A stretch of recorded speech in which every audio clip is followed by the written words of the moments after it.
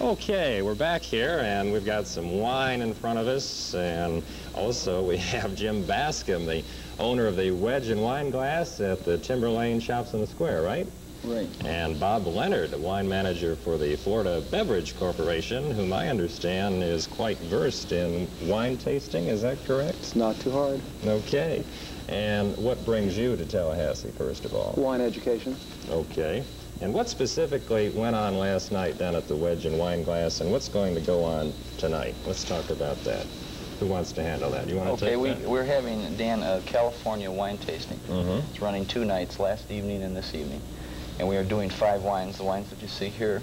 And we've invited Bob to come and be the wine master for the evening and give the wine presentation specifically for California wines. And are these wine tastings open to the public? Yes, they are. They're handled by reservation only, and they're usually booked at least 3 weeks before the tasting and completely filled. We have just added a new tasting room which will accommodate 30 people at one sitting, which is now a separate facilities, which enables us to hold more tastings and have a little more versatility with our shop. So as I understand it, you were completely booked last night and also for tonight as well? Yes, we are. But do you have an upcoming wine tasting? Yes, we have wine classes which are still open for the fall, starting in the first week in September. And we are also going to have a champagne tasting the 18th and 19th of September, which is still open. And if somebody's interested in more information, is there a number they might call? Sure, they can either call 893-4474 or stop into the shop for information. Okay, well that's great. We have 5 types of wine here. Perhaps I should get you to tell us what exactly we have on the table in front of us. Well, Dan, we have California wines. And certainly these are not all the California wines that are available to the buying public. But in a tasting, really about 5 or 6 wines are pretty much all that you can have because the palate gets blunted after a few more, believe it or not. And so the idea is to have white wines, which precede red wines as far as an order of tasting. Light wines usually precede heavier wines, dry wines before sweeter ones. And what you try to do is take varietal samples, that is to say, the names of the grapes themselves or the identification on the labels, and you take the finest wines of California, and these are these types of wines, and then you work with those and explore them and taste them, discuss them, and you learn about them.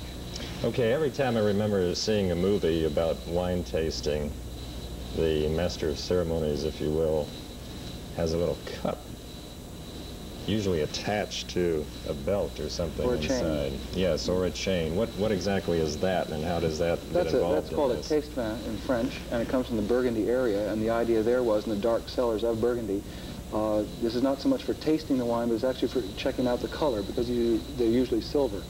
And by candlelight, if you put a little wine in this silver cup, the light refraction is perfect. They're checking out the color, which is that point called the developmental stages that you're looking for, not necessarily the taste for consumption. And that's the reason, the traditional reason behind it, and that's sort of a symbol of the tradition of Burgundy and wine. Do you have a personal favorite as far as a domestic wine goes? Probably I'm a red wine lover, and Cabernet Sauvignon is probably the grape and the type of wine that I like the best. And it is the noblest and the finest red wine out of California today. I think most people consider that to be so. And let's go around the world here and ask if you have a foreign wine that is... Well, in the import area, probably again, the Cabernet grape that we find here is the most informing grape of Bordeaux and the great chateaus of Bordeaux. And since being a New Englander, we found mostly imports available to us in the early 50s and 60s, and California wines really weren't very much available in the East. The imports were the ones that I sort of grew up with, and the Bordeaux in particular were the ones that I liked the best. How did they start getting into wine in California? What started the business out there? Well, probably Father Junipero Serra, which is certainly who started all his missions, the chain of missions up in California. He brought the grapes and the art, the rudimentary art at that point, into California. And that was in the late 1700s. And the type of grape that was grown was called a mission grape. Not very good for drinking, and they actually fermented it in goat skins. Pretty crude indeed, but at least that was a start. And then about in the 1860s, a fellow by the name of Hrasti from Hungary brought in noble grape stocks from Europe, and there really started the making of fine wines as we know them today. Okay, great. And we'll be back talking more about wine tasting in just a moment, so don't go away.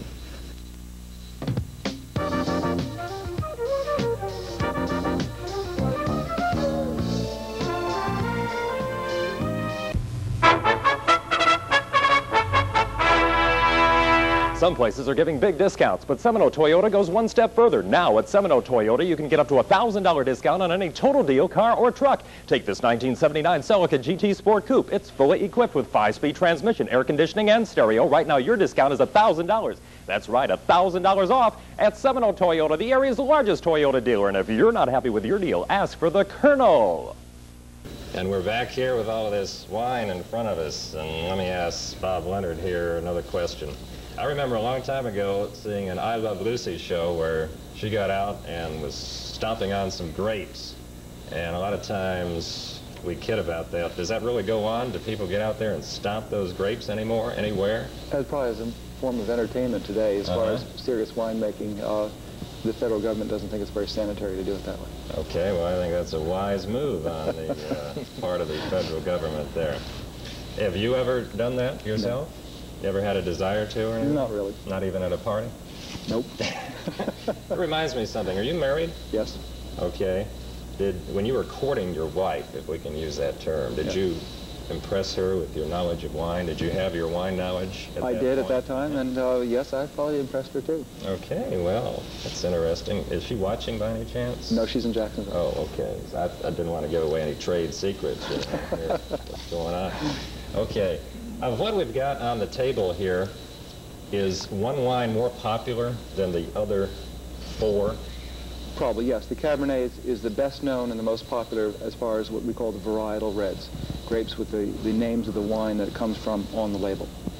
And can we get some idea, for those not that familiar with wine, about the price range in the domestic wine category as well as the imports? What we're talking about here is a range perhaps between $4 a bottle to about $8 a bottle. Mm-hmm. And then in the imported wines? In the imported wines, you can also get wines, certainly of a Lambrusco type from Italy, starting at literally $2–2.50, going up to the sky's the limit. Sometimes $60, $70 a bottle is what one can pay for the very best. You always hear about a good year. What was a good year for some wine? California, the best year recently was '74. Mm-hmm. Why was that a good year? Climate conditions have a large thing to do with it, as well as in Europe, the same sort of sets of things apply. And as far as imports are concerned, I suppose that's such a wide category that maybe it would be tough to nail down. Because each country has its own different climatic conditions, but by and large, if, for example, '76 was a very hot, dry year throughout Europe, and the wines, pretty much no matter where they were made, Germany, Spain, Italy, France, suffered or benefited by the hot weather, depending on where you were. So okay, great. Our guests have been Jim Bascom, owner of the Wedge and Wine Glass at the Timberlane Shops on the Square, and Bob Leonard, wine manager from the Florida Beverage Corporation.